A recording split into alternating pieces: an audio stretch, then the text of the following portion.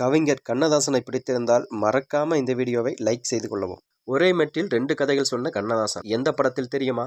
வாங்க வீடியோவை முழுமையாக காண்கலாம். 1965 ஏ.பி.எம். சிங் இயக்கத்தில் வெளியான படம்தான் சாந்தி.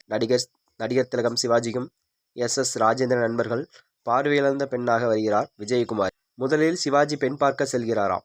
அவரது அம்மாவால் ஒத்துக்காமல் வந்து விடுவார். பிறகு எஸ்.எஸ்.ஆரின் சித்தப்பாவான எம்.ஆர். ராதா பணத்துக்கு ஆசைப்பட்டு எஸ்.எஸ்.ஆருக்கு விஜயகுமாரியை கட்டி வைத்து வருகிறாராம்.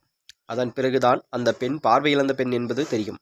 அதனால் கோபித்துக் கொண்ட எஸ்.எஸ்.ஆர் வெளியே சென்று விடுகிறார். போன பிறகு என்ன நடந்தது என்பதுதான் இந்த படத்தினுடைய கதையாகும்.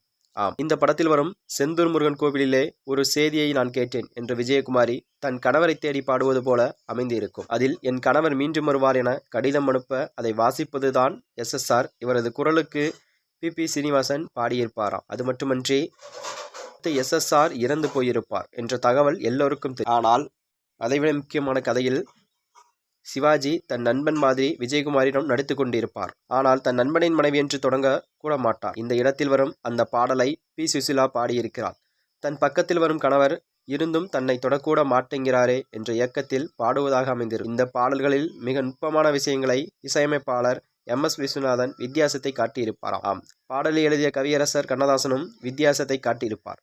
செந்தூர்முருகன் கோவிலிலே சேதியை நான் கேட்டேன், சேவல் கூவும் காலையிலே பாடலை நான் கேட்டேன் என்று எழுதி இதில் சுசிலா பாடும் வரிகள் கண்கள் இரண்டை வேலனை எடுத்து கையோடு கொண்டாடினடி, கண்ணினின் மனதில் காதல் கவிதை சொல்லாமல் சொன்னனடி என அருமையாக எழுதியிருப்பார்.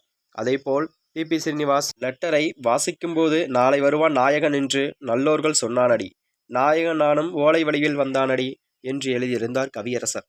இப்படி இரு பாடல்களிலும் வரிகளும் இசையிலும் ஜாலத்தை காட்டி வித்தியாசமாக வந்த பாடல்தான் இது. இந்த பாடலானது இன்றளவிலும் மக்கள் மத்தியில் பெரும் வரவேற்பையும் பெற்றுள்ளதாம். இதுபோன்ற வீடியோக்களை தெரிந்து கொள்ள நமது சேனலை சப்ஸ்கிரைப் செய்து கொள்ளவும். நன்றி, வணக்கம்.